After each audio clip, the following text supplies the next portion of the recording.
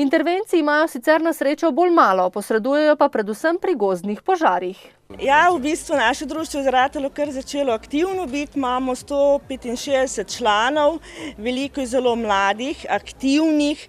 Naši mladi člani so leta začeli nastopati pod širši Dolenjski in so prinesli že 8 pokalov po 30 letih v društvo. Ja, kot gasilsko društvo je zadolženo tako kot vsi ostali za požarno varnost in pa za ostale intervencije, ki bi bile potrebne od strani gasilskega društva. Tudi za požare recimo stanovanjskih hiš ali pa za gospodarska poslopja in pa seveda tudi požare v naravi.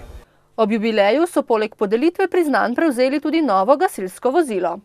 Ja, danes smo pa tega vozilo še čakali za naše mlade člane, ker potuje po Dolenjski, tekmuje, do zdaj niso imeli vozila in s pomočjo donatorjev, sponzorjev nam je uspelo ta vozilo pridobiti.